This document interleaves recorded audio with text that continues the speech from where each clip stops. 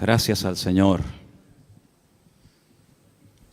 El jueves también meditamos un poquito acerca del Salmo y estuvimos viendo algunas cosas que vamos a poner ahora ahí en la pantalla.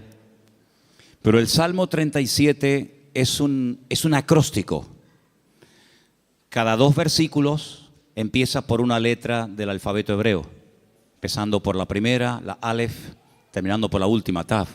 Cada 2 versículos, así empieza el Salmo. Es un salmo muy completo, 40 versículos. Habla de cosas prácticas. Nos dice el Señor en su palabra cosas que no debemos de hacer y cosas que sí debemos de hacer. No solamente el Salmo contiene prohibiciones, sino también mandamientos a decir, oye, que tienes que hacer esto y esto y esto y esto otro. El mensaje de hoy, aunque está basado en el Salmo 37, yo lo he titulado, y así después lo vais a poder encontrar en internet, los 10 mandamientos del Salmo 37.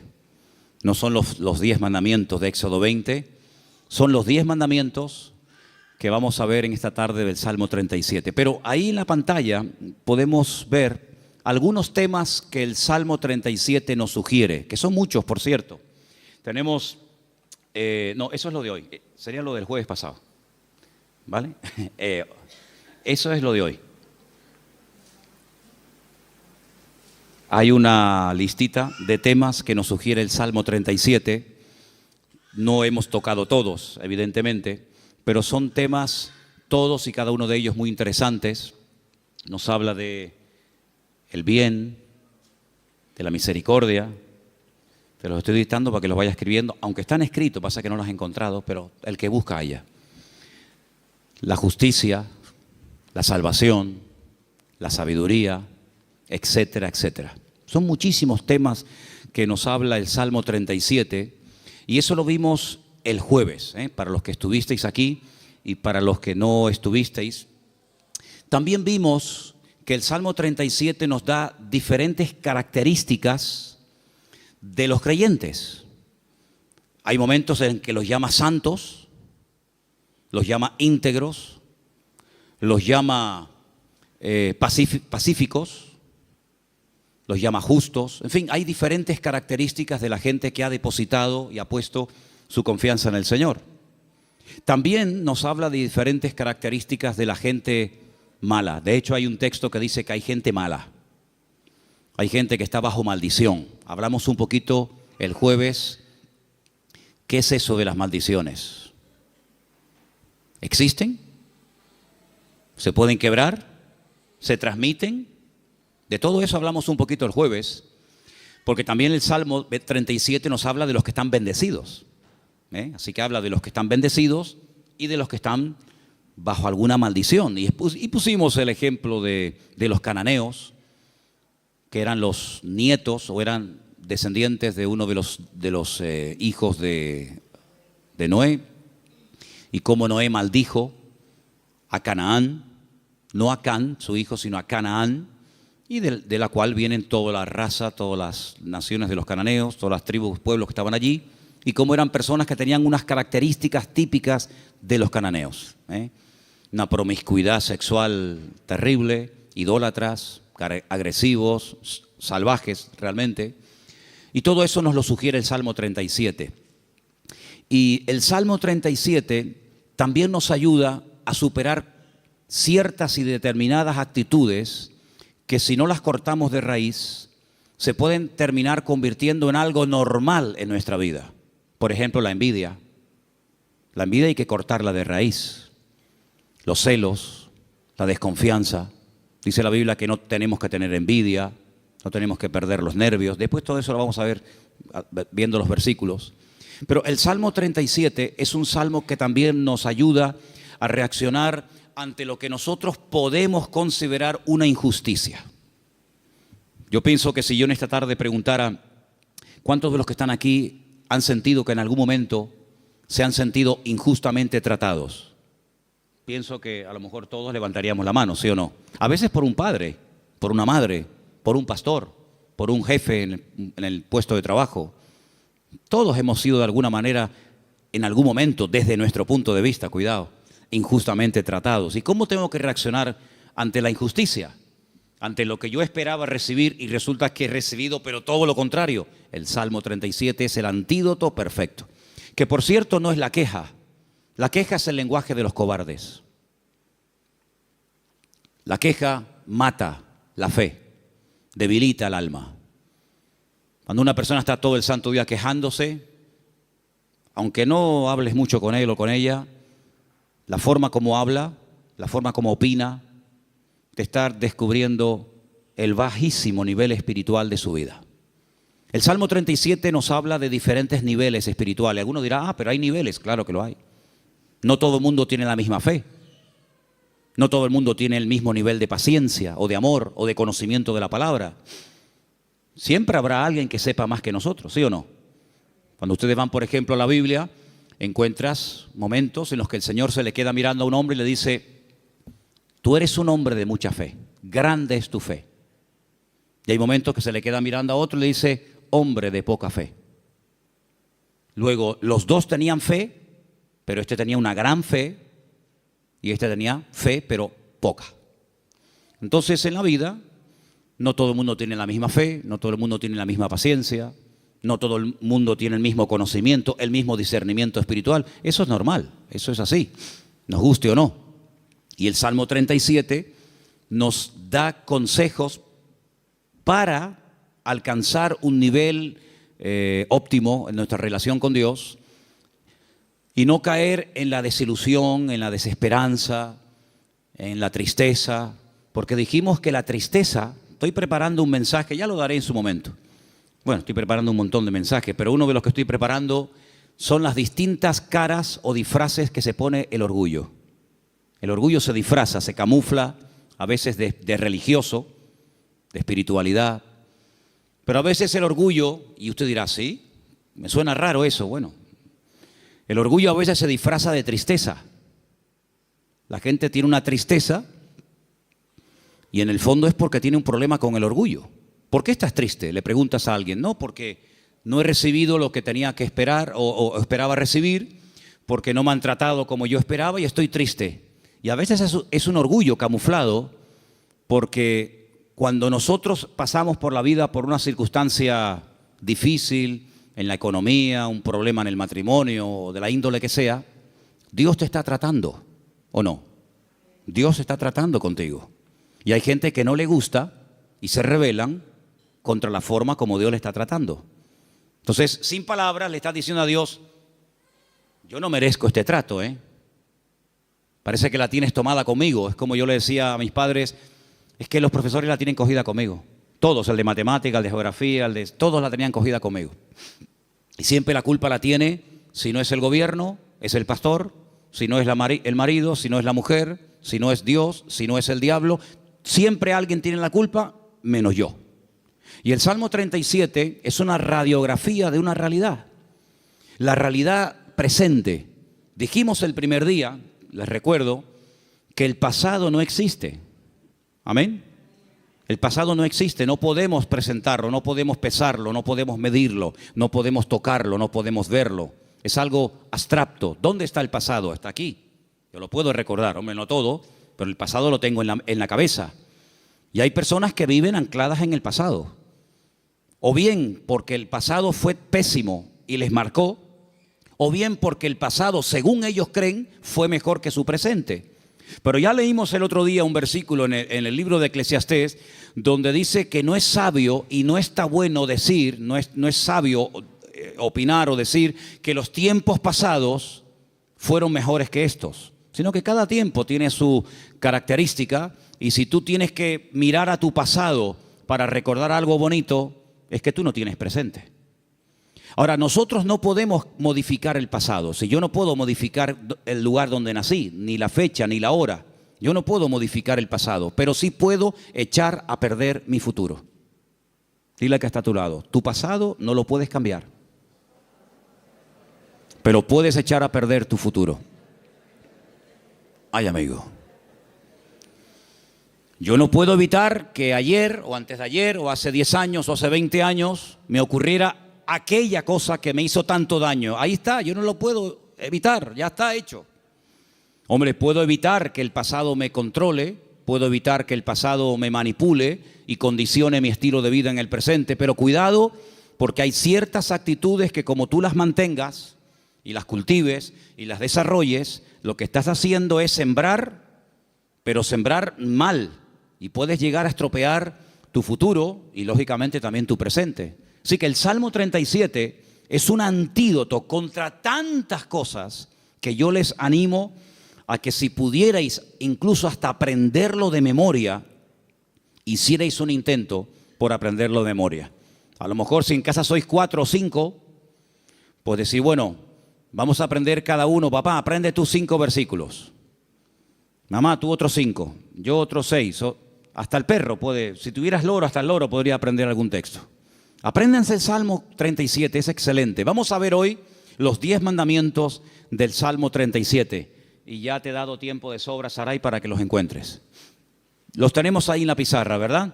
Amén, qué bueno, estupendo. Vamos a leerlos todos, los 10 mandamientos del Salmo 37. Después vamos a leerlos en los versículos correspondientes. Primero, fuerte, confía en Dios. Después, con los ojos cerrados, sin mirar a la pizarra, tenemos que repetir los 10, así que vete aprendiéndotelos. Número 1 era, confía en Dios. Segundo, hacer el bien. Confía en Dios y hacer el bien. Vamos bien. Tercero, deleítate o deleitarse en Dios. Confía en Dios, haz el bien, deleitarse en Dios. Bien, hasta ahí llego. Venga, otro más. 4, encomendarse a Dios. Bien, confía en Dios, hacer el bien, deleitarme en Dios, encomendar a Dios mi vida. Venga, el 5, guardar silencio. Pero no dice, hermano, que hablemos. Guardar silencio ante Dios. Guardar silencio. 6, esperar en Él. 7, dejar la ira. 8, dejar el enojo, desecharlo. 9, apartarme del mal. Y 10, guardar su camino. ¿Qué tal? ¿Los habéis aprendido? Vamos a repasarlos. Confía en Dios, hacer el bien, deleitarse en Dios, encomendarse a Dios, guardar silencio, esperar en Él, dejar la ira, desechar el enojo, apartarme del mal y guardar su camino. Quítalo. Los 10 mandamientos del Salmo 37. Número 1. Bien, confía en Dios. Número 9. No. Segundo. Ese es, hacer el bien. Número 3. Número 4. 5. Guardar silencio, sin mirar. 6. Esperar en Él. 7.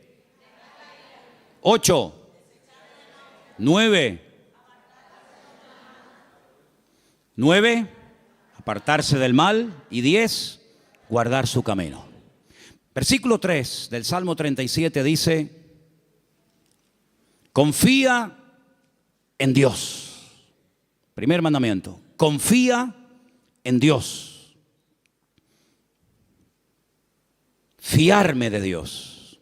Depositar toda mi vida en sus manos, sabiendo que no hay vida más segura que cuando yo pongo mi confianza totalmente en el Señor. No digo que pongas parte de tu vida o parte de tu negocio o parte de tu tiempo en las manos del Señor y otra parte, no. 100% tu confianza en Dios. Porque algunos dicen, no, yo confío en Dios. Pero cuando se les abre la cartera y se les cae al suelo tienen la Bonoloto, los ciegos. Hay uno que también es de los discapacitados. Ese, tú lo conoces, ¿no? Ese. ¿Qué más hay? Rasca. No, yo confío en Dios. Ya te veo. Ay, amigo. Pero por la mañana se levantan y leen el horóscopo. Pero claro, depende si compras el día o compras el diario de avisos o compras, depende de qué periódico compres, te dirá una cosa o te dirá otra. ¿Confiamos en Dios 100% o no? ¿Se puede uno fiar de ese Dios? ¿Ha dado pruebas históricas a lo largo del tiempo que se puede uno fiar de Él? ¿Que no te va a fallar? Dice la Biblia, hay centenares de versículos, pero uno de ellos dice, aunque tu padre y tu madre te abandonen, yo nunca te abandonaré. Nunca, jamás. ¿Puede un padre y una madre abandonar a un hijo? Bueno, no será la primera ni la última, lamentablemente. Ha ocurrido. Pero Dios jamás te abandonará. Nunca. Nunca te abandonará. Tú a Él sí, puede ser, pero Él a ti jamás. Dice que nos agarra, nos toma de la mano derecha y nos dice, no temas, yo estoy contigo, yo te ayudo. Por lo tanto, Él ha dado millones de demostraciones a lo largo del tiempo, no solamente a otros pueblos y a otras naciones y a otras iglesias y a otros hermanos, sino a nosotros mismos, de que podemos confiar 100% en nuestro Dios. Y cuando mi vida está 100% en sus manos, el temor no tiene cabida. La inseguridad, la queja, la desconfianza. Porque yo me fío de que al haber depositado mi vida en sus manos, Él me va a pastorear, Él me va a guiar y Él me va a ayudar en todo momento, lugar y circunstancia. Y si Él permite que yo pase por una situación, digamos, difícil, por una situación que me hace sufrir o llorar, por algo será, aunque no lo entienda. Pero yo he dicho muchas veces que el Señor no nos ha llamado a entenderlo siempre todo, pero a obedecer y a fiarnos de Dios siempre. ¿Cuántos dicen amén? Por lo tanto, el primer mandamiento es lo que va a marcar la diferencia entre una vida y otra. Una confianza total en Dios. Sé que mi Dios me va a cuidar, me va a proteger. Y hay un salmo que dice, y aún más allá de la muerte, el Señor me guiará. Porque mi vida ha sido comprada con su sangre. Y para Él soy su hijo. Y el Señor nunca, jamás abandonará a sus hijos. Pero en el mismo versículo 3, donde hemos leído, confía en el Señor, dice, haz el bien. Es decir, como dijimos el otro día, no estés de brazos cruzados, mantén una vida activa en el Señor. No, yo confío en Dios. Sí, pero tú ni oras, ni te congregas, ni lees la Biblia, ni estudias la palabra, ni te involucras. Sí, confías en Dios, pero es una vida light. Es una vida sin compromiso. Es una vida donde, venga, hoy quiero orar, pues oro 3 horas. Mañana no quiero orar, pues no oro. No. Es una vida de constancia, de perseverancia, una vida de disciplina. La vida de un cristiano tiene que ser una vida disciplinada, no una vida caracterizada por el desorden, guiado por emociones, por sentimientos, que son al fin y al cabo pasajeros y traicioneros, sino de tener determinación. Yo quiero agradar al Señor y yo me voy a esforzar en hacer lo que la Biblia me pide y me dice el Señor que debo hacer. Porque no solamente, lo dije el otro día, espero que lo recordéis, que la vida cristiana, la vida de un cristiano, digamos, normal, no solamente consiste en dejar, me faltaría más, dejar de hacer ciertas cosas, sino hacer otras. Y la vida de muchos creyentes es que no hacen nada malo, aparentemente, pero tampoco hacen nada bueno. Y por ahí leímos la semana pasada un texto de Santiago, donde dice el texto, el que sabe hacer lo bueno y no lo está haciendo, está pecando. ¿Cuántas personas están pecando sin querer? ¿Cuántas personas saben que hay que hacer algo, pero no lo hacen? Por lo tanto, no te jactes ni presumas de que ya no hago cosas malas, porque el que sabe hacer lo bueno y no lo está haciendo, está pecando no por acción, sino por omisión. Está olvidando que tiene una responsabilidad delante del Señor de hacer, de actuar, de vivir en consecuencia la fe que dice que tiene en el Señor. Y en ese hacer, en esa confianza que he depositado en Dios, comienzo a disfrutar de mi relación con Dios, a deleitarme en Dios. Comienzo a tener placer de ser cristiano. Ser creyente no es una desgracia, hermanos. No es una pesada cruz que me martiriza, donde no disfruto de nada, sino yo creo que es más bien todo lo contrario. El creyente tiene que aprender a disfrutar de lo que tiene ya, ahora. ¿Cuántos dicen amén? Y dice, bueno, pero ¿qué tengo? ¿Cómo que qué tienes? ¿Qué tienes? Pues lo primero que tienes que darle gracias a Dios es por la vida que tienes. ¿Te parece poco? Y por la ropa que llevas puesta. Y por los zapatos que llevas. Porque hay millones de personas que jamás en la vida se han puesto zapatos. Y por la comida que has comido. Y por la casa que tienes. Y por el coche que tienes. Y si no tienes coche, por lo menos pudiste venir en la guagua. Fíjate que es bueno Dios que el hombre ha inventado un sistema para transportar a la gente de un lugar a otro. Y mira tú por dónde tú puedes disfrutar de él. Gloria a Dios. Tienes una iglesia donde poder congregarte. Si tienes hijos, si vienen a la iglesia, ahora mismo están siendo atendidos por hermanas que se están perdiendo el culto para que tú estés aquí oyendo la palabra y los niños están siendo atendidos. Gloria a Dios por ello. Gracias al Señor por el lugar donde vivimos. No tenemos que vivir con miedo, con una inseguridad. Algunos que han venido de otras naciones, ¿qué les voy yo a decir a ustedes? Donde me dicen, no, que va allí, donde yo a las 5 de la tarde todo el mundo como los topos bajo tierra. Todo cerrado, con rejas, con ventanas, con persianas. Uy, por la calle no puedes ir porque va todo el mundo armado y te quitan el reloj y te quitan esto. Aquí a mí nunca me han quitado nada y tengo 55 años, a mí nunca me han robado. A mí nunca me han robado. Cuidado, a ver si ahora me va a pasar que me roben, pero bueno, no pasa nada. Si me roban, ¿sabes por qué me han robado? Porque algo me sobra. Porque no se le puede robar al que no tiene nada. Luego, si te roban algo es porque tienes algo. Ya es un motivo para dar gracias a Dios. Por lo tanto, hermanos, deleitarnos de lo que tenemos. Hay gente que siempre tiene o la pena de lo que perdieron, que tenían y perdieron, o están soñando siempre en algo que quieren tener, que a lo mejor nunca lo tienen, y en vez de disfrutar de lo que tienen ahora, viven o en el pasado o en el futuro, en tierra de nadie. Cuando lo que tienes que disfrutar es de ahora. Dale gracias a Dios por la silla en la que estás sentado. Y si no hacemos un día una prueba, quitamos todas las sillas y los bancos de la iglesia. Y os quedáis como yo mientras yo predico de pie. Y tenéis que estar todo el tiempo en la alabanza de pie, todo el culto de pie. Baños, los vamos a cerrar, no hay baños. Luz, cortamos la luz. Entonces vamos a comenzar a valorar que tenemos un local con luz, con aire acondicionado, con micrófono, con una silla. Gloria al Señor, no hay millones de motivos para darle gracias al Señor, hermanos. Hay cambios y hay milagros que solamente vendrán a nuestras vidas cuando comencemos a dar gracias al Señor por lo que tenemos. ¿Para qué quieres más? ¿Para qué quieres más? Si con lo poco que tienes, según tú, te quejas, si tienes más, te vas a quejar más. Entonces Dios a veces a alguna gente no le da más porque entonces estarían quejándose más tiempo todavía.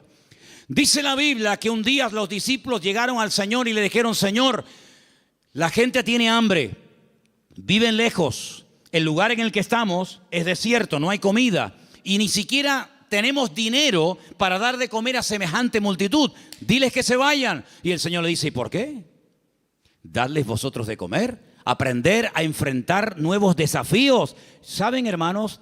Una congregación, un creyente que no tiene desafíos delante es un creyente que termina con el paso del tiempo estancándose.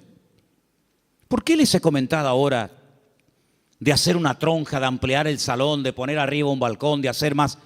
Pues tenemos que tener desafíos delante de nosotros. Si no nos acomodamos, nos hacemos señoritos. Bueno, estamos bien como estamos, como decía la antigua canción, somos un pequeño pueblo muy feliz. No, hay que esforzarnos y hay que trabajar y hay que sudar. Y cuando yo empiece a notar, yo les hablo de Manolo Sierra, cuando yo empiece a notar que me estoy acomodando, digo, hermano, mi tiempo aquí se terminó. Yo no quiero estar más aquí. Yo me tengo que ir a un sitio de pionero a empezar de cero. Hermanos, no podemos darle lugar a la rutina en nuestra vida, a la monotonía. Tienen que haber desafíos. Hay congregaciones que viven de las glorias del pasado, iglesias que ya lo tienen todo. Y te das cuenta que les hace falta todavía tantas cosas como la iglesia de la Odisea. Nos hemos enriquecido, no nos hace falta de nada. Y el Señor estaba en la puerta de la iglesia llamando, dice, si alguno oye mi voz, entraré a él, cenaré con él y él conmigo. Habían perdido lo más grandioso y hermoso que puede tener una congregación, que es la presencia del Señor. La habían perdido y ni siquiera se habían dado cuenta. ¿Cuántas cosas hay por ahí así que nos dejan con la boca abierta? Por lo tanto, hermano, vamos a deleitarnos en el Señor. Vamos a disfrutar de la vida. ¿No dice la Biblia, deleítate con la mujer de tu juventud? ¿No dice eso la Biblia? En la mía sí. Algunos me miran como diciendo, pero eso dice la Biblia. Uy, más todavía. Con la mujer de tu juventud. Que sus caricias te satisfagan en todo tiempo. Así que ya saben, yo me deleito, pero tú me haces caricias. Eso dice la Biblia, deleítate con sus caricias. Gloria a Dios. Dale gracias a Dios por tus hijos. ¿Cuándo fue la última vez que dijiste, te doy gracias por mi hijo? Pero es que ella tiene 80 años, no importa. Otros lo perdieron cuando tenía 20. Y el Señor te lo ha dado a ti 40 años. Ay, amigo. Dale gracias a Dios por tu madre, por tu padre. Dale gracias a Dios por el pastor que tienes. Porque de momento es el único que tiene. Es lo que hay. Dale gracias a Dios por todo lo que tienes cada día. Y cada vez que comas, di, Señor, hoy han muerto 17,000 personas de hambre en el mundo. Y yo no seré una de ellas. Yo ahora tengo algo para llevarme a la boca. Gloria a Dios. Comenzar a regocijarnos en el Señor. Hermanos, que la gente diga, pero ¿qué tiene esa gente que no se quejan? ¿Qué tenemos? El Dios más grande y más maravilloso que jamás se pueden encontrar por la vida. ¿Cuántos dicen amén? Eso es lo que tenemos. ¡Aleluya! Gloria a Dios. Amén. Pero el quinto mandamiento, el primero era confía en Dios, el segundo era hacer el bien, el tercero era deleitarme en Dios, el cuarto era encomendar a Dios, poner todo, mi vida, mis negocios, mi futuro, mis planes, todo en las manos del Señor. Pero el quinto es muy bueno. ¿Cuál era? Guarda silencio. Ay, amigo. Ay, amigo. Yo ya les conté una vez, yo sé que ya se lo conté. Algunos dirán, eso ya lo contaste, sí, pero te lo voy a contar otra vez. En la antigua Grecia se le daba mucha importancia a la oratoria, a hablar en público. De hecho, había escuelas muy famosas que hasta el día de hoy, en marketing y en muchas escuelas, se emplean las técnicas de aquella época, donde los griegos le daban mucha importancia al hablar en público, a perder el miedo escénico, etc. Y había un famoso maestro de una de las escuelas griegas que cobraba por enseñar oratoria, por enseñar a hablar correctamente en público a la gente. Y vino un día un chico y le dijo que quería que este maestro le diera clases. Y el maestro le dijo, a ti te voy a cobrar el doble de lo que le cobra a todos los demás alumnos. Y este dijo, ¿a mí el doble? ¿Por qué? Dice, porque contigo voy a tener el doble de trabajo. Contigo voy a perder mucho tiempo, primeramente, a enseñarte a que te calles. Y cuando aprendas a guardar silencio, es cuando por fin podré comenzar a enseñarte a hablar. Pero quieres comenzar a hablar, y para comenzar a hablar hay que aprender a estar en silencio. ¿Saben que el silencio es algo que se utilizó durante mucho tiempo en algunos lugares como tortura? Poner a una persona en un lugar donde no oía ningún tipo de ruido. Y en algunos casos la gente se terminaba volviendo loca. Pero muchas de las grandes cosas que Dios ha revelado a lo largo de la historia, grandes hombres de Dios, lo ha hecho en la calma, en el silencio. Hay un pasaje muy interesante donde un profeta llamado Elías, un gran hombre de Dios, estaba pasando un momento muy difícil en su vida. Se sentía solo, incomprendido, le pidió a Dios que le quitara la vida. En fin, todo lo que ustedes saben. Y hay un momento en el que él sale de la cueva y dice que se produce un terremoto tremendo en la puerta de la cueva, y él ve que ese terremoto es tan tremendo, tan destructivo, que las rocas se partían. Y había un viento huracanado tremendo y todos los árboles caían. Pero dice, pero Dios no estaba en todo aquello. Él estaba acostumbrado a moverse en el barullo, en el ruido, en el follón, en lo espectacular. Y dice que al final de todo sopló un silbo, un viento suave, una cosa muy suave, muy delicada. Y dice, y el Señor estaba en aquel silbo apacible.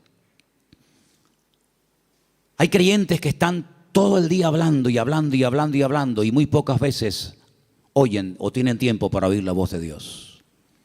Búscate un lugar tranquilo, donde tú puedas estar tranquilo, sin televisión, sin internet, sin niños, sin el perro, sin el gato, sin fulano y mengano, donde puedas estar tranquilo, tranquila, pensando en lo que está pasando en tu vida, aprendiendo a interpretar las circunstancias que te rodean. Si algo bueno tiene el silencio, es que tiene una parte terapéutica, ayuda al hombre a meditar y a reflexionar ¿qué estoy haciendo con mi vida? Me he plantado ya con una edad en la vida. ¿Qué le está pasando a mi hijo que lo veo últimamente muy callado o muy hablador o muy atontado o muy espabilado? ¿Qué está pasando en el ambiente? Y es en esos momentos de calma, de quietud, de silencio ante la presencia del Señor, donde el Señor te puede revelar y te puede mostrar cosas que en el barullo, en el follón y en el ruido no se captan. Por eso este mandamiento de guardar silencio significa aprendamos a meditar tranquilamente en la presencia del Señor. Vivimos en una sociedad muy ruidosa. España es uno de los países más ruidosos de Europa. Sales por las calles y desde que te levantas por la mañana, prácticamente hasta que te acuestas hay ruido constantemente. Y por la noche ni te cuento. En la quietud de la noche es cuando vienen a recoger los camiones la basura. ¿Sí o no? No pasa por tu barrio, estás tranquilo en tu casa y de repente ¡bim, bam, pim, pum, pam, pam! Y dices, Dios, ¿pero qué pasó? Sale el camión de la basura. Al rato viene el camión que está regando. Al otro rato viene el camión que se lleva el vidrio. Y es un follón tremendo, ¿sí o no?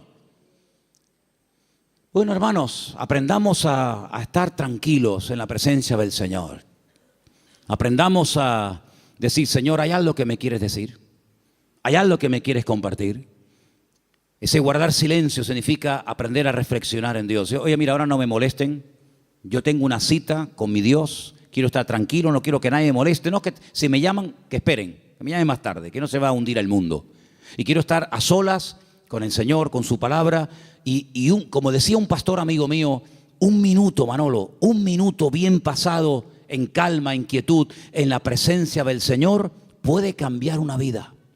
Pero ¿sabes cuál es la cruda realidad? Y no es cuestión de que ustedes se sientan mal ni acusándolos, ni mucho menos. Hay creyentes que a veces no tienen ni 5 minutos en el día, es tremendo esto, ni 5 minutos en el día para estar tranquilos, solamente estar quietos en la presencia del Señor. Cuando teníamos las clases, que hemos dado algunas clases en la iglesia de hermenéutica, de homilética y otras asignaturas, ¿cómo empezábamos la clase? ¿Os acordáis? Venían del trabajo, venían de la calle, una con el abanico, el otro sudando, el otro que llegó tarde. Decía, hermanos, vamos a guardar un minuto de silencio. Claro, algunos pensaban al principio que se había muerto algún hermano de la iglesia. O sea, un minuto de silencio, ¿qué pasó? Digo, no, tranquilo. Y a algunos se les hacía eterno, eterno. O sea, un minuto, qué largo se me ha hecho. Hermanos, aprendamos a estar quietos en la presencia del Señor, aprender a observar, aprender a interpretar lo que está ocurriendo a nuestro alrededor. El sexto era esperar en Él. ¿Saben que una de las cosas que yo peor llevo en la vida es esperar? No me gustan las colas. El otro día me enseñaba un hermano de la iglesia, por no estar dando nombres, me enseñaba una fotografía que habían sacado desde una ventana donde se veía un grupo bastante numeroso de gente haciendo cola, esperando. Me decía, esta es una de las colas que la gente tiene que hacer para ver si puede comprar algo de azúcar. Y yo decía, bueno, pues yo me acostumbraría, mira que para mí sería tremendo esto, ¿no?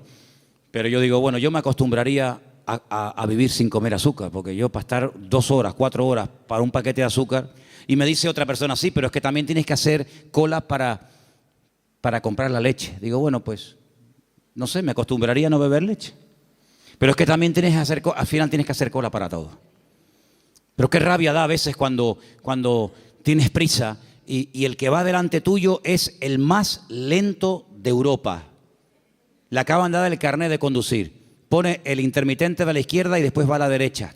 O pone los 4 que son de emergencia, porque como te ve muy pegado, te está diciendo, no te pegues mucho que me das miedo, y te ponen los 4 intermitentes. Y tú dices, pero muévete, que tengo prisa. Me acuerdo una vez en Benito Pérez Armas, el semáforo estaba en verde, hermano, de verdad les prometo que el semáforo estaba en verde.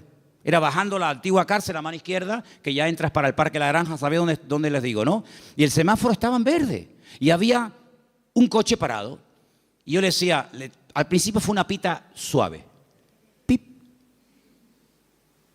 no sé, después más prolongada. Al final saqué la cabeza por la ventana. Digo, pero muévete de una vez, hombre, que está verde. Atontado, que estás atontado. Y sacó la cabeza una señora y me dice, hola, pastor, ¿Cómo está, hermano? Y le dije, hola, hermana. Hola. Dele, hermanita, dele, vamos, vamos. Ah, qué vergüenza, ¿no? Si hubiera sido oveja en vez de pastor, me hubiera cambiado de iglesia. Para que no me diera. Bueno, son cosas que pasan, ¿no? Soy humano como cualquiera de ustedes. Así que, hermanos, aprender a esperar en la vida se hace a veces complicado, ¿verdad? Pero es importante y fundamental aprender a esperar en Dios, no tener prisas. Porque, ¿saben? He descubierto que Dios no tiene prisas. ¿Cuántos dicen amén? ¿Saben que hay un pasaje donde una persona, no quiero decir la palabra se enfada, pero casi se enfadó con el Señor? Porque nunca le había pedido nada, nunca. Sabían que el Señor siempre estaba muy ocupado. Sabían que el Señor siempre estaba viajando, hablando por aquí, predicando. Y nunca le habían pedido nada. Solamente un día le pidieron un favor. Y el favor era muy concreto, muy directo. Señor, el que amas está enfermo. Como diciendo, Señor, ven pronto. Y dice la Biblia, saben lo que estoy hablando, ¿verdad? De Lázaro. Era amigo de Jesús. Vivía en Betania, donde estaba con sus dos hermanas, Marta y María. Dice la Biblia que cuando le llega la noticia al Señor, no dice, como seguramente esperaban la familia, venga, vamos que hay que ir a orar por Lázaro. O podía incluso haber hecho lo que hizo con el siervo del centurión, ¿os acordáis? Cuando le dijo el centurión, Señor, no hace falta que vengas a mi casa, di la palabra y mi criado sanará. Podía haber dicho, Padre, desde aquí pido que sanes ahora a mi amigo Lázaro. Y Lázaro hubiera sido sanado. Pero ni siquiera hizo eso. Sino dice que llegó 4 días después del aviso. Y claro, cuando llegó, evidentemente, la enfermedad era grave, porque dice la Biblia que Lázaro ya estaba muerto y enterrado. Si ellas sabían que no iban a molestar al Señor por una tontería. Cuando llegó, sale una hermana, se lo encuentra en el camino y le dice estas palabras que ustedes saben perfectamente. Señor, si tú hubieras estado aquí cuando te mandamos a llamar, nuestro hermano no habría muerto. ¿Cómo interpreta usted esas palabras, hermano? Usted que sabe griego, arameo y hebreo. ¿Cómo lo interpreta usted? Me ha fallado. Mi hermano se murió por tu culpa. ¿Está mal interpretado? Es versión Manolo Sierra. Si tú hubieras estado aquí, esto no hubiera ocurrido. Sale la otra hermana.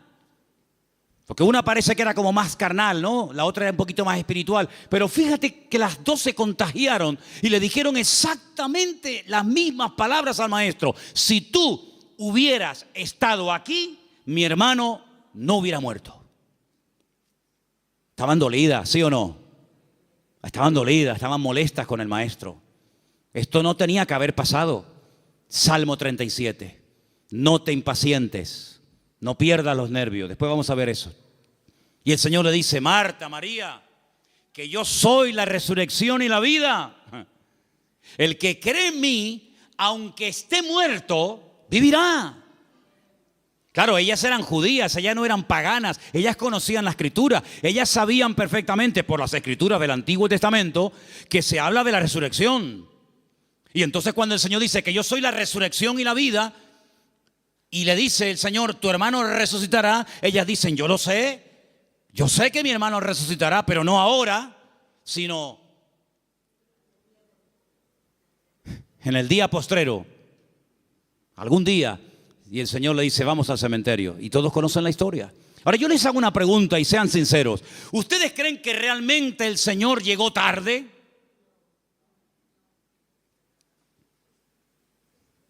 El Señor nunca llega tarde a ninguna casa, a ninguna familia.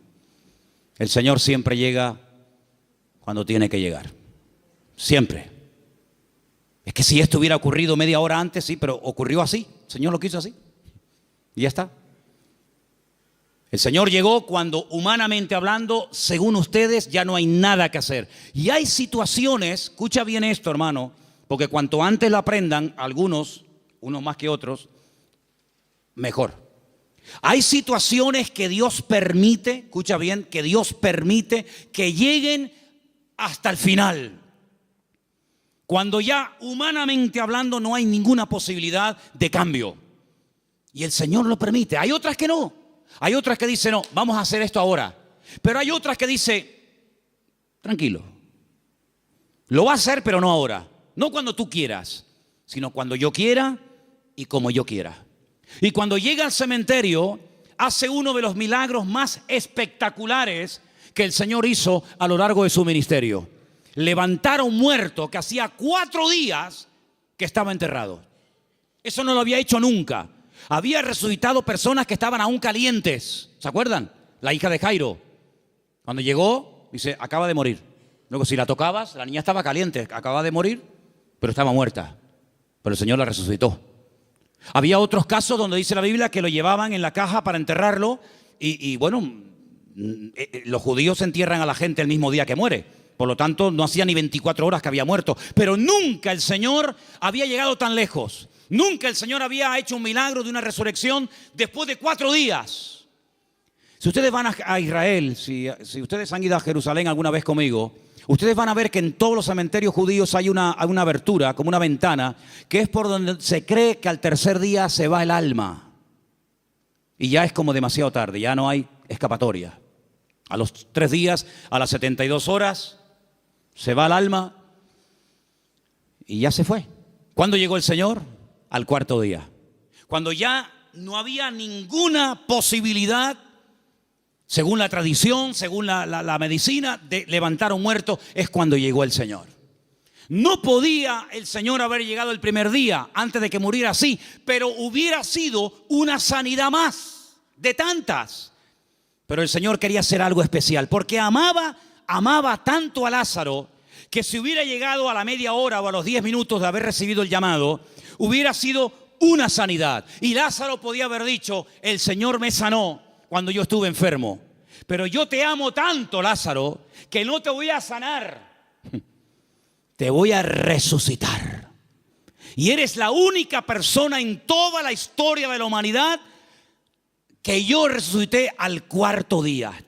Entonces no te das cuenta, hermano y hermana, que a veces hay situaciones como que tú dices, pero ¿dónde va a terminar todo esto? ¿Pero hasta cuándo va a llegar esto? Es por el amor tan grande que Dios te tiene, para que no sea una cosita más que puede pasar desapercibida, o que incluso algún incrédulo diga, bueno, sería casualidad.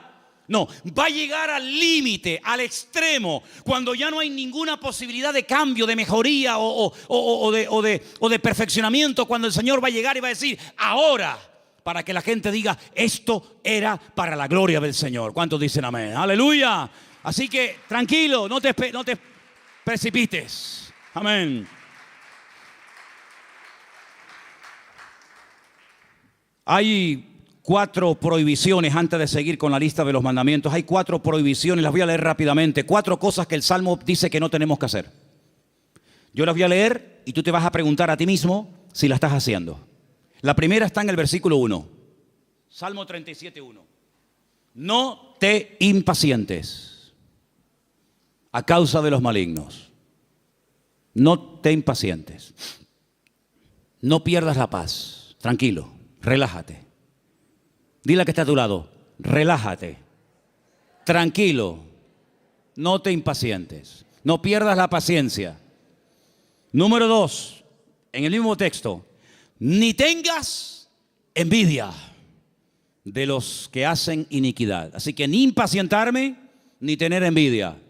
Jamás. Ni una cosa ni otra. Versículo 7. No alterarme. Guarda silencio ante el Señor, espera en Él. No te alteres con motivo del que prospera en su camino por el hombre que hace maldades. No te alteres. Tranquilo, relájate. Cuenta hasta 10. Versículo 8. Deja la ira, desecha el enojo, no te excites en manera alguna a hacer lo malo. Estas son las 4 prohibiciones, las 4 cosas que el Salmo 37 prohíbe hacer a un creyente. No perder la paciencia, no tener envidia, no alterarme y no hacer lo indebido, es decir, lo malo. ¿Qué te parece? Y en esta actitud, en esta riqueza del Salmo 37 me dice, deja la ira y desecha el enojo. Es decir, si te enfadas, vas a comenzar a hacer y a decir tonterías. Cuando una persona está enfadada, tú le has oído las tonterías que dice? Incluso hasta orando dice tonterías. Ya no aguanto más. Y el Señor dice, cállate, machango. Sabrás tú si aguantas o no aguantas. Si yo te mando esto es porque tú aguantas.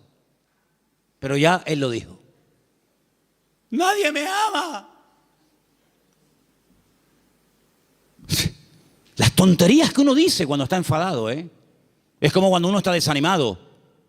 Las peores tonterías, las peores barbaridades, los peores insultos, las peores humillaciones se dicen cuando uno está enfadado o desanimado. Y por eso la Biblia dice, no permitas que tu carácter te controle, porque cuando nuestro carácter nos controla, siempre la embarramos. ¿No dicen así los argentinos? O los uruguayos, la embarramos. Metemos la pata. Entonces, pues oye, Señor, ayúdame a tener control, dominio propio, dice la palabra. Dominio propio.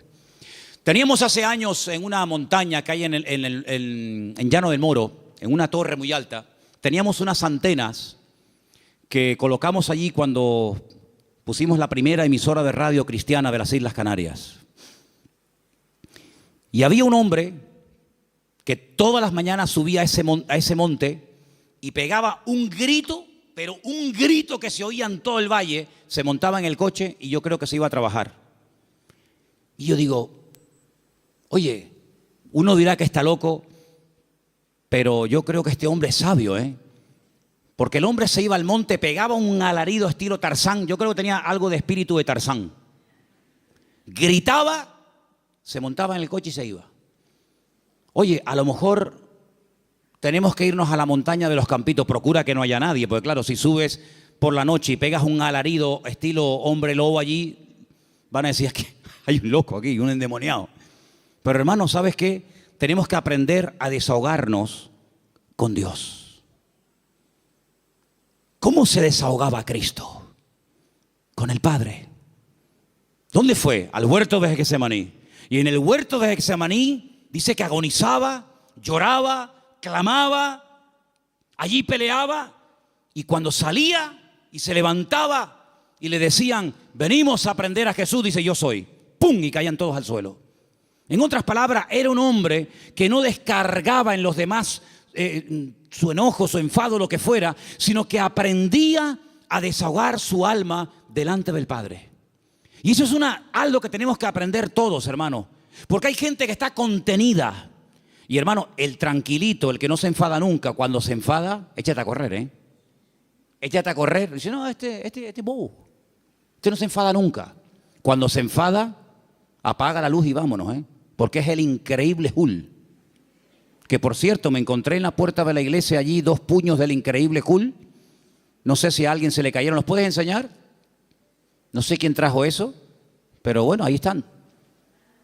Yo dije el otro día, y según el Salmo 37 y otros, hay 2 vías de escape, 2 válvulas de escape que Dios ha puesto en el ser humano que tiene que usarlas. Una es el llanto y otra es la risa.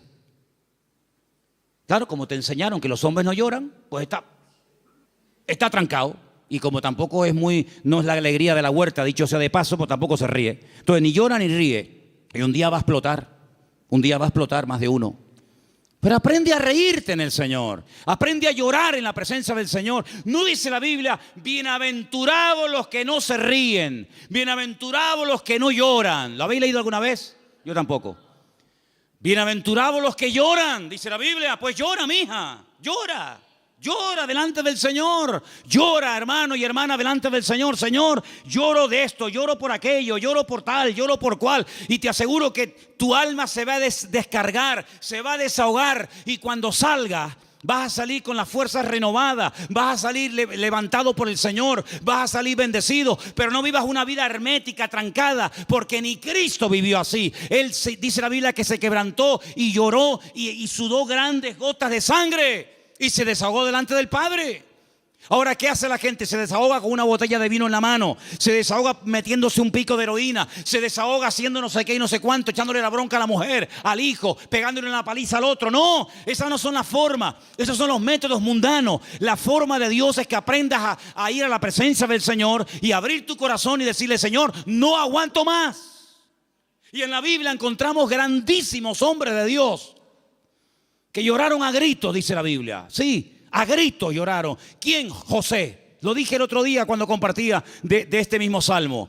Dice que ya no aguantaba más. Léalo, textualmente lo estoy citando. Ya no podía contenerse más. Ya llegó al límite. Oye, me venden mis hermanos. Les pido por favor que se apiaden de mí, que me saquen de este pozo que tenía que haber escorpiones y serpientes. No me hacen ni caso. Me quitan las prendas, me llevan desnudo a Egipto. ¿Yo qué pinto en Egipto? Un país de idolatría, un país de una promiscuidad terrible, de idolatría por todos lados. De repente llega allí, no sabe hablar el idioma, desnudo, lo compran como esclavo. De ser el niño bonito y amado del padre, pasa a ser un esclavo, un sirviente, sin derechos, tratado al trancazo. Por querer vivir una vida recta y honesta y santa delante del Señor. Lo acusan de algo que él nunca había hecho. ¡Pum! A la cárcel, sin comérselo ni bebérselo, ahora en la cárcel. Allí con delincuentes, con asesinos, con violadores, con lo peor. Y ahora, ¿y cuándo voy a salir yo de aquí? Yo qué sé, no tengo abogado, yo ni siquiera sé expresarme en el idioma de este país.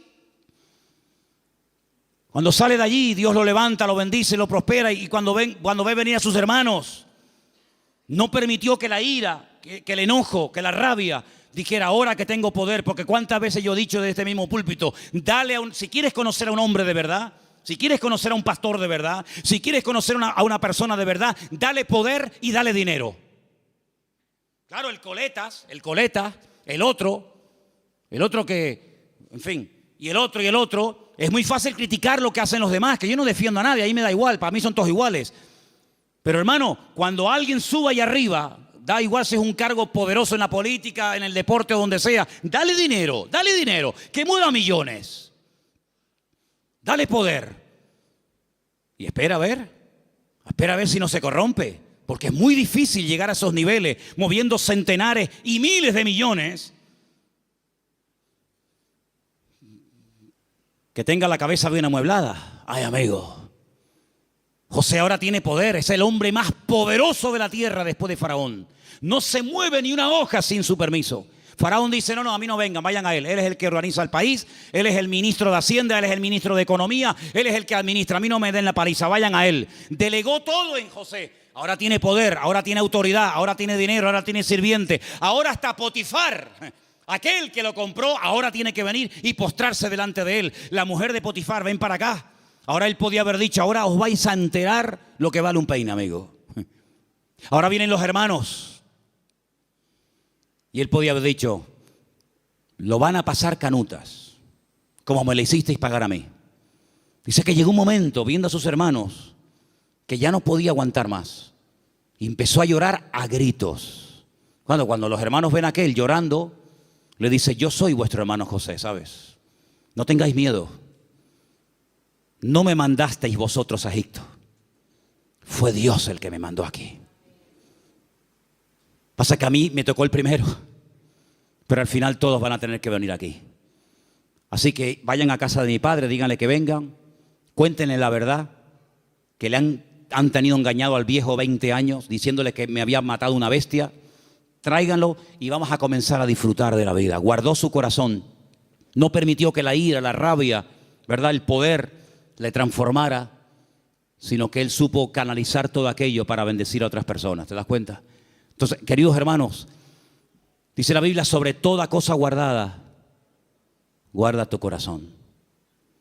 Porque la escasez, el depender día a día del Señor no ha echado a perder a nadie. Yo nunca he visto a nadie que por depender del Señor para todos echara a perder. No, de verdad, créanme, no he conocido a nadie, pero sí he conocido a muchos que cuando tuvieron algo, muchacho, otra persona completamente. Es como yo a veces le digo a los jóvenes: oye, cuando no tenías novia, y no me dirijo a nadie, pero el que tenga, porque tenga, ¿no? O cuando no tenías novio, oye, eras encantadora, saludabas a todo el mundo, venías temprano al culto, te ibas la última. Ahora que tienes novio, eres más antipático que un pepino. No, amén, no digan amén. No. ¿Quién dijo amén? No digan amén, que se van a... No. Entonces, que las circunstancias de la vida no te cambien. Sigue siendo igual, mijo. Sigue siendo igual. Tengo dinero, gloria a Dios. No tengo, gloria a Dios. Oye, que vengo en la guagua, amén. Que vengo en coche, amén. Que vengo en limusina, amén. Ten cuidado que como te la vea yo, te la vendo y compramos la tronja para la iglesia. ¿Me entiendes? Entonces, hermano, mantengamos el equilibrio en el Señor. Mantengamos el equilibrio. Vamos a deleitarnos de lo que tenemos, pero vamos a apartarnos. Versículo 27, apártate del mal. Este versículo es buenísimo. Ya termino con este y con uno más. Apártate del mal, apártate del mal. Dios no tiene que apartarse del mal, somos nosotros los que tenemos que apartarnos del mal. Es decir, ser selectivo. ¿Me conviene a mí esta amistad con esta persona? ¿De qué habla esta persona? Pues mira, está todo el día hablando de esto. No me conviene. No digo que sea mala persona, pero no me conviene. Su mundo no es mi mundo. Sus conversaciones no son las mías. Y para ser amigo tengo que entrar en su terreno y no me va. No me interesa. Apártate del mal. Aprender a retirarse a tiempo. Mira, no me conviene esta amistad, no me conviene este lugar, no me conviene estar todo el día con esto. Eso es lo que dice la Biblia. No son prohibiciones porque lo digo yo y punto. No, sino es por tu bien. Apártate del mal. Porque el mal difícilmente se aparta de uno. Escúchame bien. Generalmente el que tiene que apartarse del pecado es uno. El pecado generalmente no se aparta de ti. Tú sales a la calle y hay más droga que antes. Y más alcohol que antes. Y más mentira. Y más de todo que antes. Luego el mal difícilmente se aparta de una persona. Te tendrás que ir a vivir al Valle de Ucanca allí solo y ni siquiera allí. Porque decía Pablo, miserable de mí, ¿quién me librará de este cuerpo de muerte? Por lo tanto, apártate del mal, sé selectivo. Dice, mira, no me conviene este camino. Dice que el simple ve el peligro y pasa justamente por el peligro. El prudente dice, no me conviene ir por ahí, voy a dar la vuelta. Es más largo, pero no importa. Prefiero dar la vuelta que pasar por ahí que me corten la cabeza.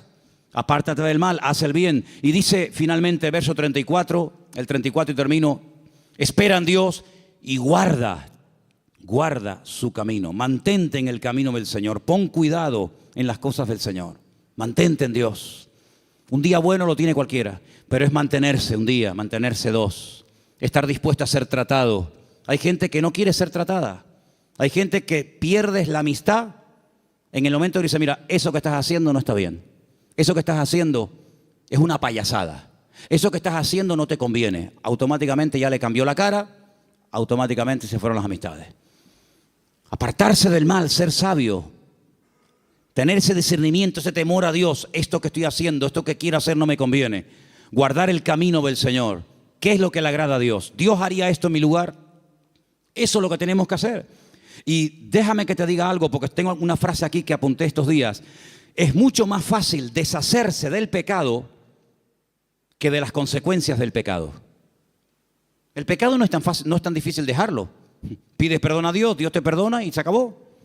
Pero amigo, a veces hay consecuencias de un pecado que hiciste que pueden durar años. Y hay gente que en sus cuerpos llevan secuelas del pecado que hicieron hace 40 años, pero a veces las consecuencias están ahí. Que Dios nos dé fuerzas también para poder vivir en victoria, a pesar de que puede ser que de un pecado o de una vida en desorden que llevé en un momento puntual de mi vida, puede ser que haya un chiquitito corriendo por la casa, o haya una niñita, o haya no sé qué, o haya no sé cuánto. El pecado a veces deja cicatrices, el pecado a veces deja consecuencias. Y te vuelvo a repetir, es más fácil dejar el pecado que los hijos del pecado, que las consecuencias del pecado. Pero tienes que asumir eso. Y a veces eso es lo que te mantiene humilde. Es decir, esto me va a recordar toda la vida que aquel momento de mi vida yo viví en desorden y no hice las cosas como Dios manda. Yo dije el primer día cuando hablamos del Salmo 37, que el Salmo 37 es un mapa. Un mapa.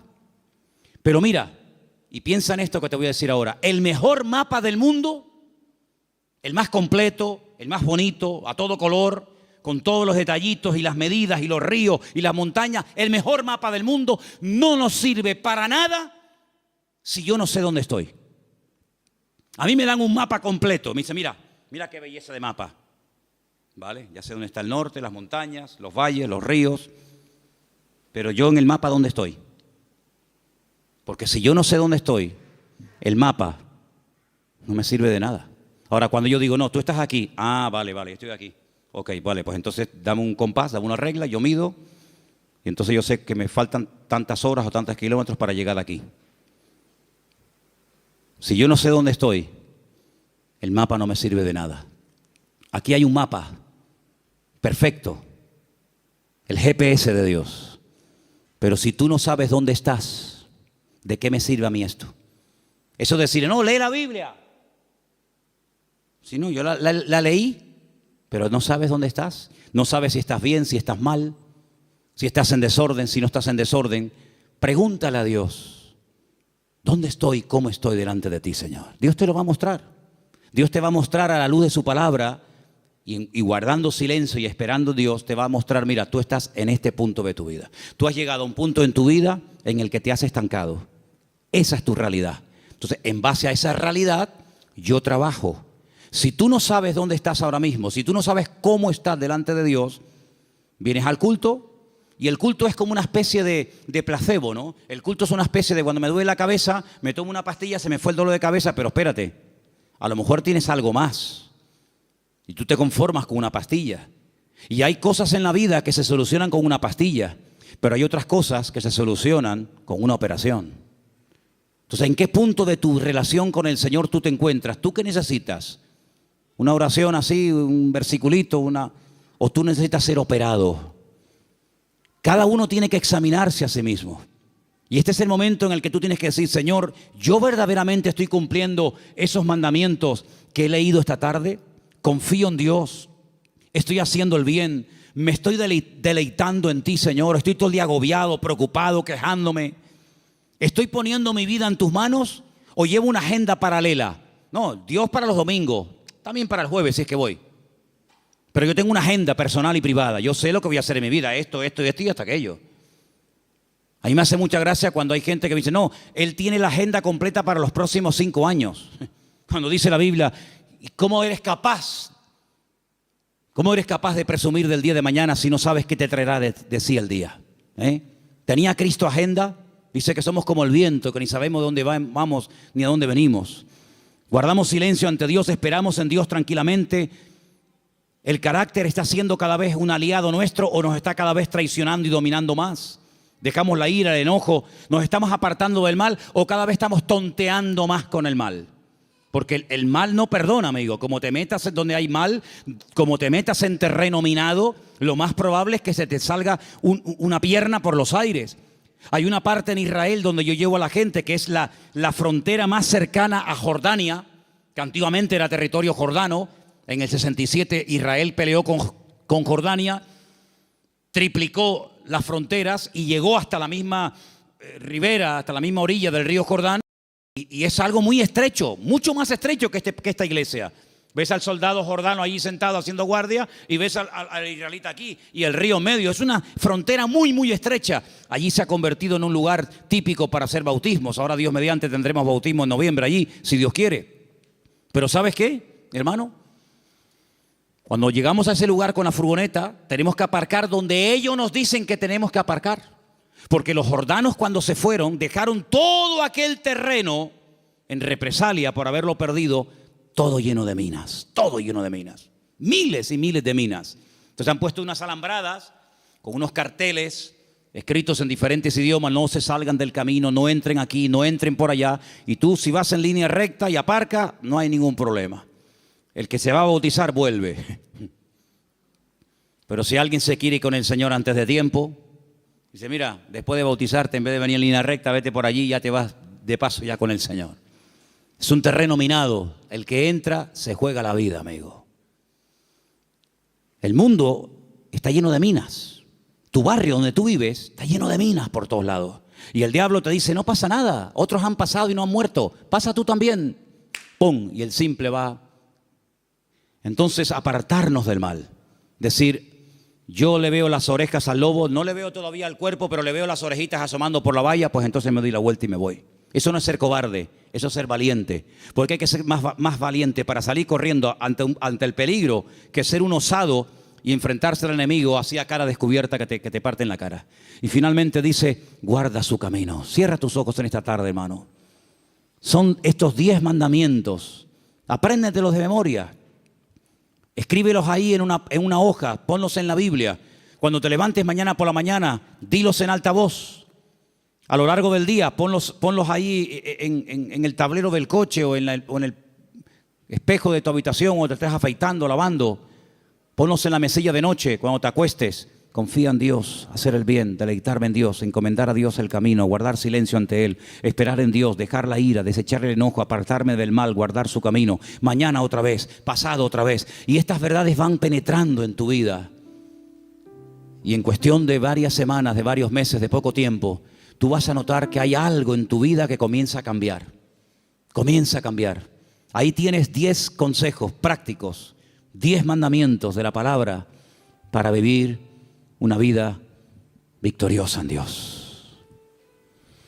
Señor, en esta tarde te damos gracias por este precioso salmo. Salmo escrito por nuestro hermano y querido David Hamelech, el rey David. Gracias, Señor, porque tu palabra nos habla miles de años después de haber sido escrita, como si se hubiera escrito la noche misma.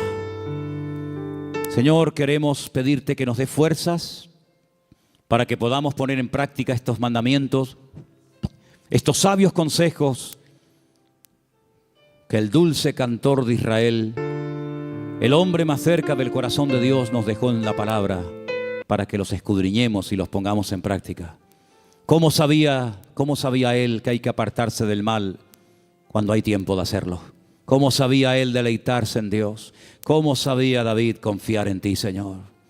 ¿Cómo sabía David encomendar, poner la vida en tus manos antes que en el hombre? ¿Cómo habla la voz de la experiencia, Señor? Y queremos en esta tarde pedirte que nos ayudes a poner en práctica esta palabra que hemos aprendido hoy, Señor. Danos fuerza para poder hacerlo.